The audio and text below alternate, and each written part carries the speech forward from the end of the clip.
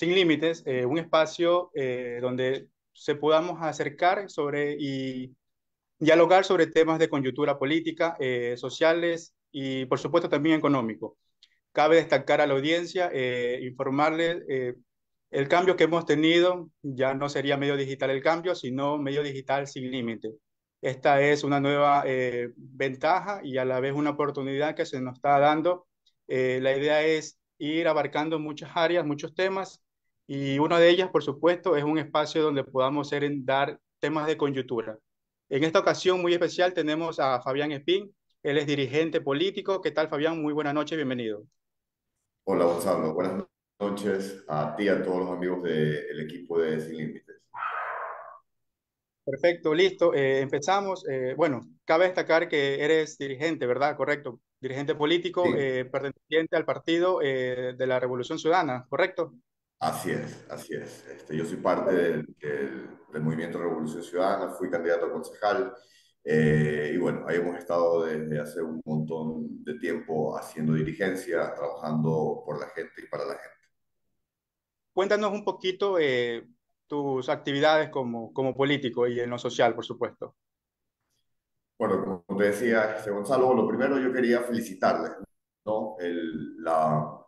La participación de los medios digitales en este momento, en la situación en la que se encuentra el Ecuador, es más fundamental que nunca. Es una cosa difícil de entender desde el 2019, el 2000, no recuerdo cuándo fue el siguiente paro, creo que en el 2022 se decía que los medios de comunicación digitales tenían un rol importantísimo por la situación en la que estábamos en esa época. Ahora estamos tristemente mucho peor, y el blindaje mediático, el blindaje de los grandes medios de comunicación al gobierno, a la gente que está al frente de la administración del Estado, es cada vez más descarada. La única forma, gracias a Dios está la tecnología, gracias a Dios hay gente preocupada por informar que, bueno, nos permiten el día de hoy estar aquí. Les quería felicitar, desearles lo mejor. El cambio se siente, es importante, y así que pues para mí es un honor participar en este primer programa de Sin Límites.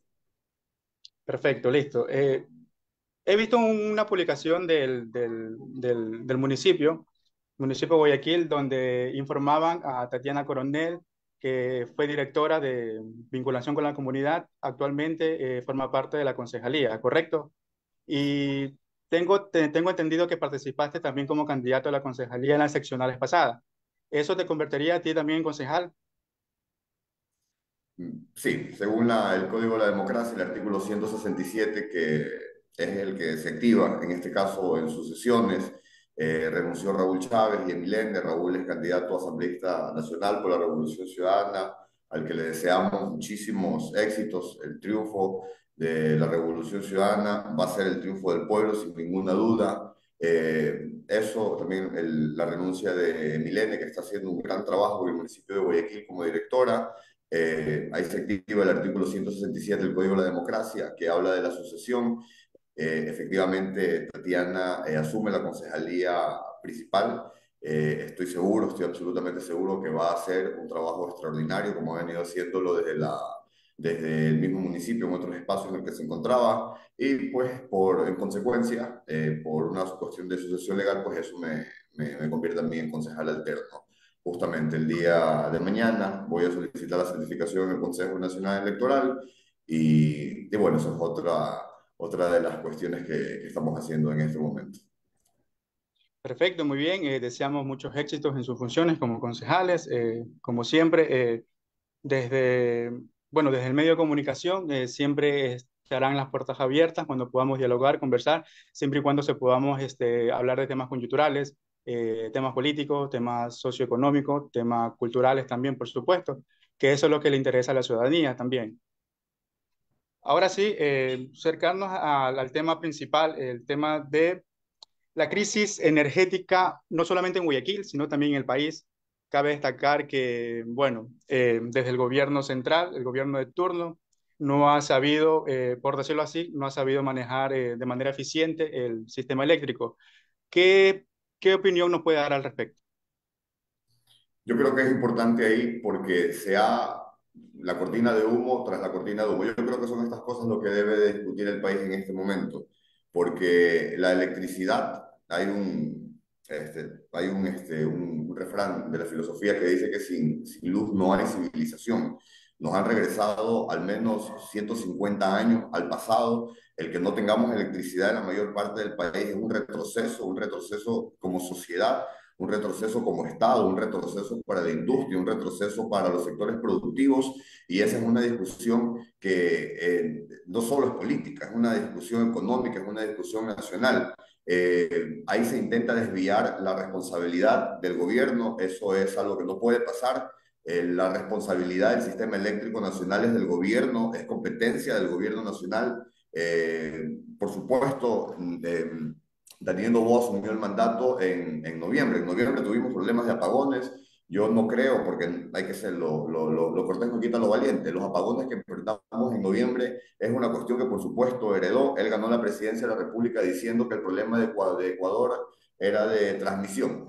Salió diciendo una barbaridad en el debate, una cuestión como esa, y por eso ganó. Lo cierto es que tuvo desde noviembre, luego tuvimos una crisis en abril y ahora tenemos otra crisis desde septiembre, desde octubre. Entonces, ahí es importante resaltar, y es lo que hay que tener en la discusión de todos los ecuatorianos, porque esto no es una cuestión de ser correístas o anticorreístas, o ser gobiernistas o no. Todos nos quedamos sin luz, ya mismo nos quedamos sin luz en este sector. Entonces, yo creo que ahí es importante resaltar la responsabilidad del gobierno. Esta crisis nos cuesta nos cuesta por día, hay costos económicos por día sobre estos cortes energéticos, los mismos medios de comunicación que los encubren ya no pueden tapar tanto la situación, y ellos mismos admiten, esta crisis nos cuesta alrededor de 72 millones de dólares al día en una sociedad como la ecuatoriana, en la que no hay trabajo, no hay producción, y encima de eso tú quitas a la producción nacional 72 millones por la falta de responsabilidad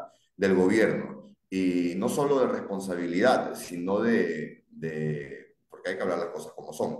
El negocio de la oligarquía ecuatoriana, especialmente las oligarquías costeñas, ha sido siempre el de las barcazas. Antes del gobierno de Rafael Correa se hacían grandes negocios alquilando barcazas para vender electricidad al Estado carísima, electricidad que contamina, la electricidad que se produce a partir de los combustibles es muy contaminante. Entonces, en esto no solo hay falta de planificación, sino también probablemente la idea de hacer negocios con esto, porque 150 dólares, imagínense el alquiler de esa barcaza que está ahí embarcada en la industrial molinera de los Novoa. Eso nos cuesta al día esa barcaza, y saca cuenta de todo lo que estamos alquilando y gastando por esta crisis. Entonces, son esos temas los que hay que abordar, los que hay que abordar como sociedad, y es bueno que sea esto uno de los primeros temas que se conversen en esta nueva etapa de Semillas.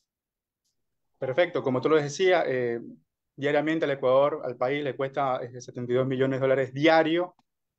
Bueno, es una cifra extremadamente preocupante porque este problema del sector eléctrico no es que se ha venido a hablar recientemente, ya algunos meses atrás, pero no han hecho nada al respecto.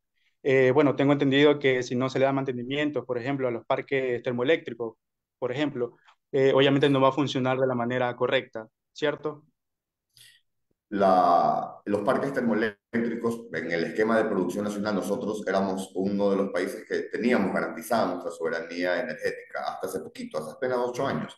No es mucho, no han pasado 20, 30 años para decir que el desastre es por una cuestión de tiempo. Nosotros éramos un país que teníamos garantizada nuestra soberanía energética y empezábamos a vender electricidad a los países fronterizos, a los países hermanos, a Colombia y a Perú. Y esta es energía limpia, ¿verdad? Es energía que no es tan contaminante como la energía que se produce en las hidroeléctricas. Hay suficiente capacidad hídrica y hay suficientes hidroeléctricas para producir electricidad hasta para vender en el Ecuador. Las termoeléctricas se usan en una sociedad moderna, en una sociedad responsable con su propia sociedad y con el medio ambiente. Las termoeléctricas sirven justamente para cuando pasan estas cosas, porque obviamente las hidroeléctricas funcionan con agua. Y si no hay agua, no va a haber electricidad. Y más aún cuando no se dan mantenimiento a los proyectos, como por ejemplo los multipropósitos. Los multipropósitos servían para poder guardar agua para cuando venga el verano, la sequía, las aguas se liberaban, alimentaban los ríos y ahí teníamos agua agua para el agricultor y teníamos electricidad para la sociedad, ¿verdad? Solo cuando esto fallaba, solo cuando esto falla, ahí se deberían de usar las termoeléctricas para poder producir electricidad que es a base de combustible, que es altamente contaminante, que es altamente costoso, pero ni eso pudieron. En el mes de abril enfrentamos los nuevos cortes. El presidente desde el mes de noviembre, cuando asumió el mandato, él sabía que estábamos en medio de una crisis energética que ha sido provocada por la irresponsabilidad y por los negocios de esta gente. Lo supo, no hizo nada. ¿Qué tenía que hacer? Pues prever que iba a haber la sequía, guardar agua en los embalses. En el último invierno yo recuerdo que hubo inundaciones. En todos lados había inundaciones. No puede ser posible que después de unos meses ahora tengamos una terrible sequía que pone en riesgo la soberanía alimentaria y la soberanía energética, teniendo toda la infraestructura para poder aguantar todas esas situaciones. Entonces, eso es importante, yo creo, resaltar. Solo en ese aspecto usan las termoeléctricas, te insisto, pero ni eso, ni siquiera el mantenimiento de las termoeléctricas se le ha podido dar en casi ya un año de mandato. Perfecto. ¿Tienes una idea aproximadamente en cifra eh, cuánto le costaría al país si se dara el caso de darle mantenimiento? Porque, bueno, tenemos entendido que están las barcazas, pero no es lo suficiente. O sea, lo adecuado aquí, te insisto, Gonzalo, y a los amigos que nos están escuchando y que nos van a escuchar, el asunto aquí es justamente eso. Nosotros tenemos suficientes hidroeléctricas, nosotros tenemos suficientes proyectos hidroeléctricos que se realizaron durante el gobierno de la Revolución Ciudadana para darle electricidad a todo el país. El problema es que, como lo mencionas, ha habido un desgaste permanente. Es como un carro. Si un carro usted no le da mantenimiento, el carro se va a dañar. Eso es apenas lógico, ¿verdad? Si yo le doy mantenimiento al carro temprano, ¿verdad? Si el carro me pide aceite, yo le pongo el aceite, evito que se dañe más, el mantenimiento va a ser más barato. Si yo dejo que todo se destruya, como está pasando ahora, obviamente el mantenimiento de todo ese parque hidroeléctrico, termoeléctrico y de los multipropósitos que seguramente también están en ruinas, nos va a costar cientos de millones de dólares como efectivamente ha previsto el gobierno nacional. Pero para eso justamente es el asunto de la prevención. Nosotros tenemos que aprender como sociedad que es necesario, antes de que nos llegue la enfermedad, es necesario prevenir. ¿Cómo nosotros prevenimos? Porque ya viene, ya estamos octubre. Ya mismo empieza a llover, en la sierra ya está lloviendo. Felizmente, después de todos estos terribles incendios forestales, ya está lloviendo. El tema de los apagones, si Dios quiere, como dijo el ministro de Electricidad, que dijo que si Dios quiere vamos a tener electricidad. Gracias a Dios, Dios quiso, ya empezó a llover en la sierra y va a pasar el asunto de los apagones. Pero ya viene el próximo año y vas a ver que vamos a tener otro problema de sequía, porque el asunto de la sequía es tristemente un problema del calentamiento global, es un problema del cambio climático que aunque querramos no vamos a poder cambiar.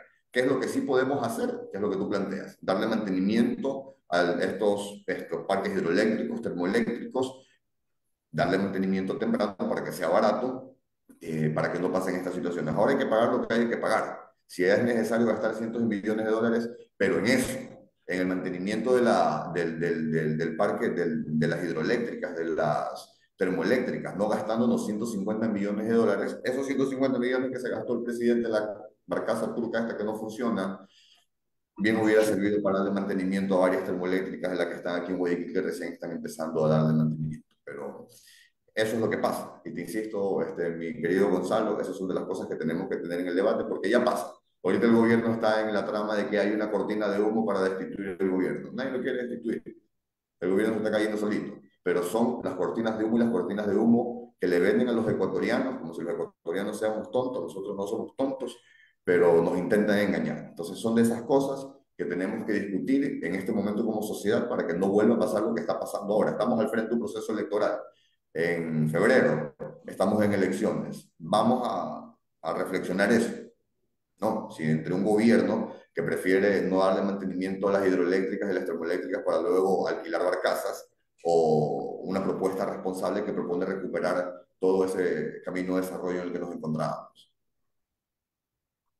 Perfecto, tú lo decías, también estamos a puerta de proceso de elecciones a presidenciales y bueno, también dado el caso que el presidente obviamente se va a querer reelegir.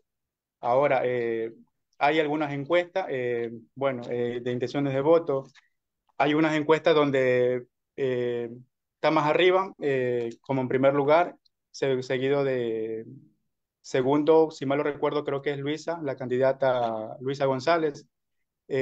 ¿Cuál tú crees que sería, bueno, tu perspectiva? ¿Tú crees que con el paso del tiempo el gobierno decae en la popularidad, en la aceptación? Yo creo que el gobierno ya no, el gobierno está de caída libre, ¿no?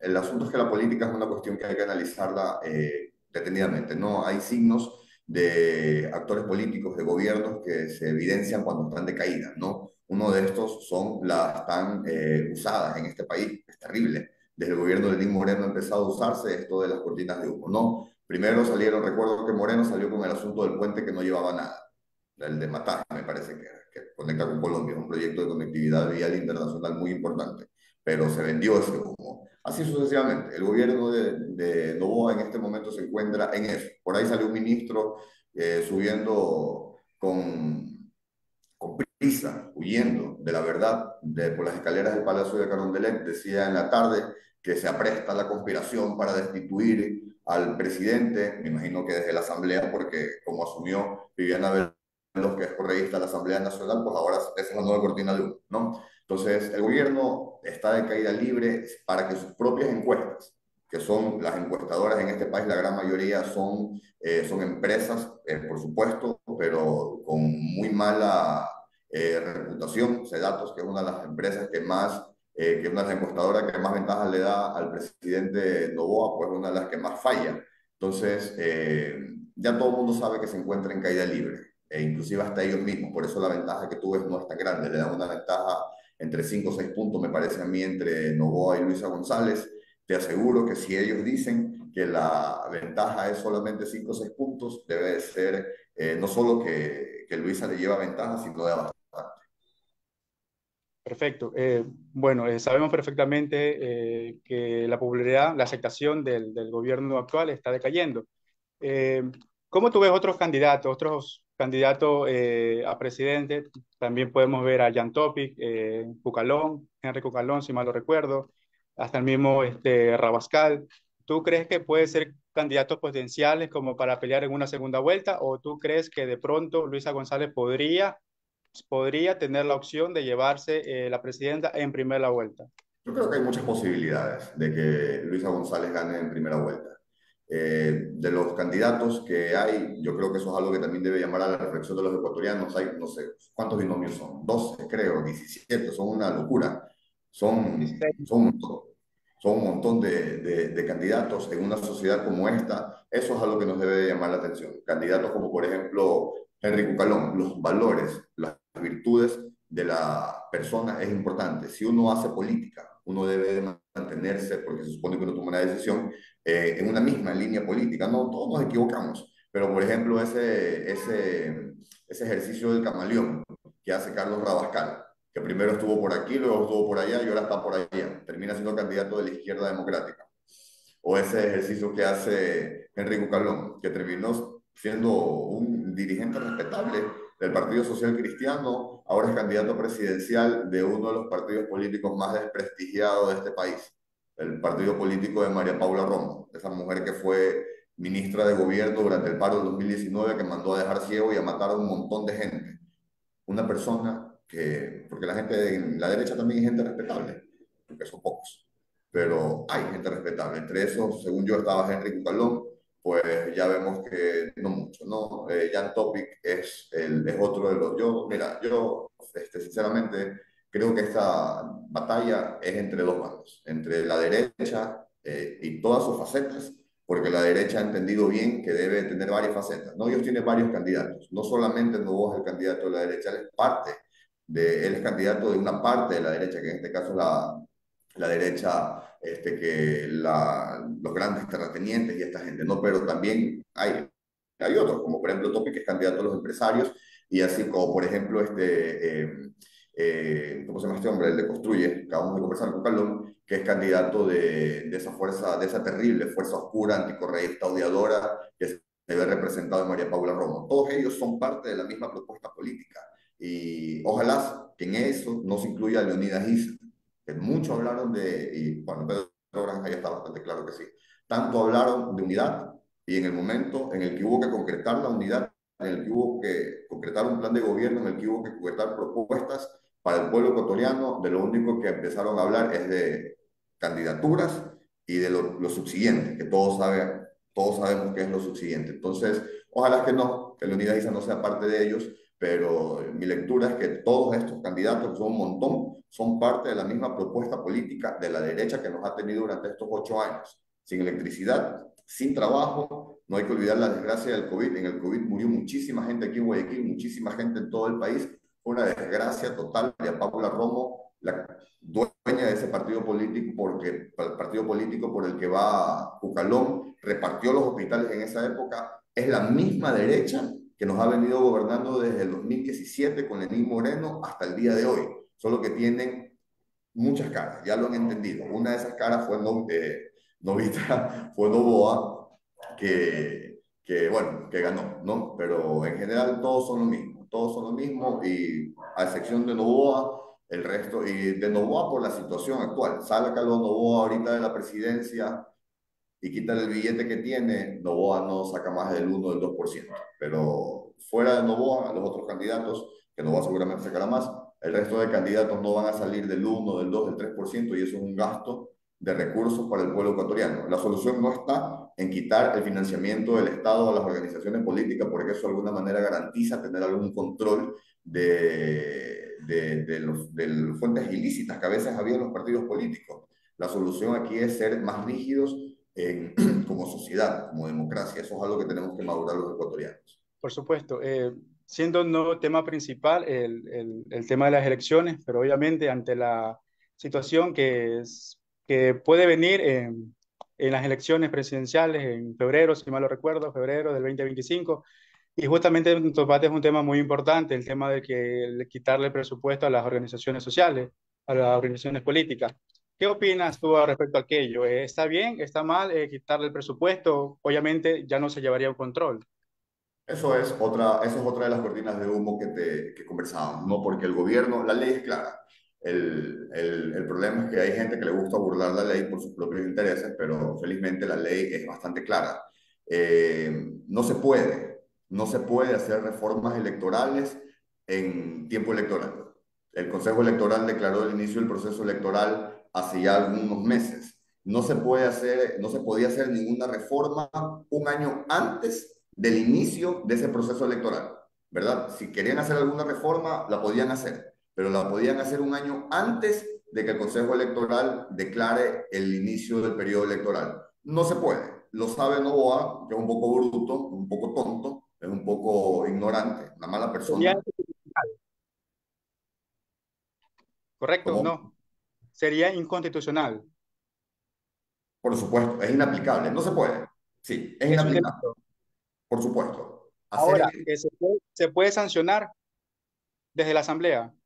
No, porque a ver, ese tipo de reformas, porque eso lo plantea el financiamiento de las organizaciones políticas está previsto en la Constitución y en las leyes electorales, ¿verdad? Y la única institución que legisla, según la Constitución, es la Asamblea Nacional. En este momento la Asamblea Nacional tiene una conducción responsable y patriótica y no va a pasar una cosa como esa, porque todo el mundo sabe, cualquier abogado, un estudiante de derecho del PRE, sabe que no se pueden hacer reformas electorales en periodo electoral. Eso es absolutamente imposible. No, ni siquiera se va a calificar. Si el presidente, no estoy seguro si ya mandó su intención de reforma a la Asamblea, si es que ya la envió, simplemente no va a ser calificada, no va a ser tratada en este periodo porque simplemente no se puede. Estamos en Y periodo en el caso, electoral. y en el caso que se dé, No se va a dar. Yo creo que Viviana Veloz es una mujer patriótica, es una mujer patriota, es una asambleísta ya con experiencia. Es que, te digo, Gonzalo, esta es una cuestión legal. La ley te dice claramente que no se pueden hacer reformas electorales en periodo electoral, un año antes, ¿verdad? Tendrían que haberlo hecho que estamos, 2024. Tendrían que haber, para que les dé el plazo, tendrían que haber presentado en el 2023 al inicio. No pueden hacerlo en este momento, ellos lo saben, esto es y sabe que la Asamblea no lo va a tratar, porque estamos en periodo electoral y en la Asamblea se hacen leyes y saben de leyes. Entonces saben ellos que no va a pasar, que no se va a calificar en este periodo, pero lo que están haciendo es levantar la expectativa, porque obviamente si tú le dices al ecuatoriano en este momento que no tiene trabajo, oiga, usted quiere que le quiten la plata a los partidos políticos, obviamente el ecuatoriano le va a decir que sí. Entonces lo que están haciendo es jugando con los sentimientos de la gente, generando pasiones, pasiones irracionales de odio en la gente contra organizaciones políticas que sí. Yo creo que hay organizaciones políticas que no deben de existir porque no son organizaciones políticas que tienen legitimidad. En este país hay un montón de organizaciones políticas. Vamos a ver cuántas de ellas realmente tienen legitimidad de militantes. La nuestra, la Revolución Ciudadana. Nosotros tenemos una estructura de militancia poderosa. A nadie le puede quedar duda que nosotros sí somos una organización política. El Partido Social Cristiano, estoy seguro que también el Pachacuti, que es el brazo político de la CONAIE, y salvas excepciones más. El resto son organizaciones políticas de papel, que son más mafias, como el partido de María Paula Romo, la Lista 4, el partido ese que se llama Patria, Libertad y Pueblo, que es de los hermanos Moreno, por el cual fue electo presidente Daniel Noboa, no hay que olvidarse. Entonces, es necesario una reforma electoral. El sistema electoral, en la situación en la que se encuentra el Ecuador, necesariamente necesita reformas, pero reformas que no se pueden dar durante este periodo. Y te digo, Gonzalo, que no son nada más que cortinas de humo que levanta el gobierno para generar pasiones en la gente y que la gente no discuta lo importante. ¿Qué es lo importante? Que no hay electricidad. Que ya mismo se nos corta la entrevista, ojalá que no, que ya mismo se nos corta la entrevista porque no hay electricidad. Eso es lo sustancial. O si hay electricidad, no hay trabajo. O si hay el trabajito, pues la plata no alcanza porque la inflación es tan grande, no alcanza en este momento, no hay ningún control de los productos, no hay ningún control de nada. Entonces, si hay trabajo, pues la platita no alcanza. Entonces, son una cadena de desgracia tras desgracia, tras desgracia, tras desgracia, que tristemente está viviendo el pueblo ecuatoriano en este momento y que al gobierno no le interesa que discutamos. Eso tenemos que discutir, que no hay electricidad. Y preguntarle al gobierno, oiga, ¿y usted por qué tiene un año en el gobierno y usted no tomó medidas para prevenir el asunto de los apagones? Ah, no, es que hay sequía. Sí, pero el agua se guarda en los multipropósitos. Eso hizo el gobierno de la Revolución Ciudadana. Construyó los multipropósitos y guardó el agua para épocas de sequía. Solamente tenían que hacer eso. No lo hicieron porque querían hacer negocios, querían perjudicarnos. Son esas cosas las que hay que discutir. No solo reformas electorales que no van a pasar. Es una cuestión, te insisto, Gonzalo, y a los amigos del cambio, es una cuestión de simple, de derecho. Te insisto, cualquier abogado, cualquier estudiante de derecho del PRE lo sabe. Abogados decentes, por supuesto, no como los Ramiro García y toda esa gentuza que anda hablando de constitucionalismo cuando no entienden nada. Solamente una acotación, nada más, medio digital sin límites. Sin límites. Hicimos una... podíamos hablar de política, podíamos hablar, podíamos tener de hecho 1001 horas y aún así nos faltaría tiempo.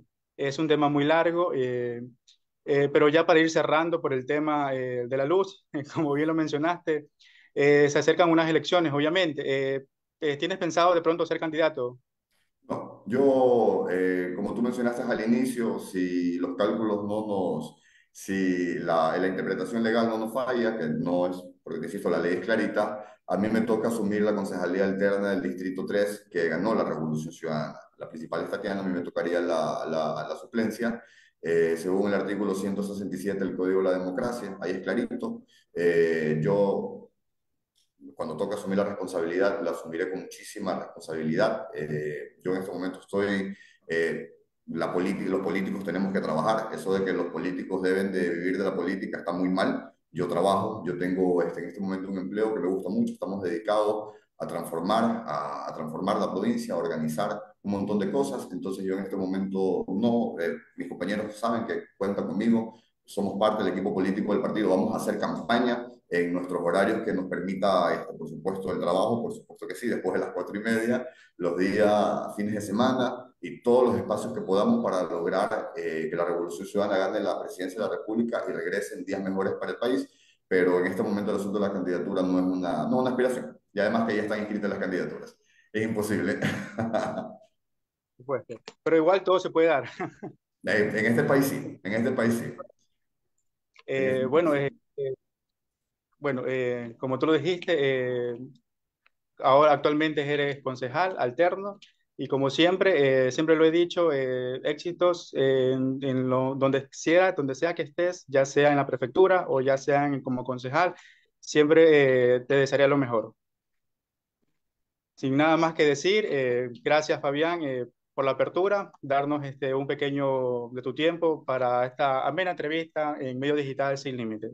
Yo les agradezco el espacio, les felicito y les insisto a que, les animo a que continúen. Me parece que tienen un trabajo muy interesante, lo estaba revisando, tienen un manejo de redes sociales muy didáctico, los felicito a seguir creciendo. Eso es lo que necesita en este momento la sociedad ecuatoriana. Los ecuatorianos no somos tontos, lo que necesitamos es gente responsable que nos ayude a digerir, a transmitir la información en forma pedagógica, en forma adecuada. Así que felicidades y muchísimas gracias por el espacio y fue un honor, es un honor.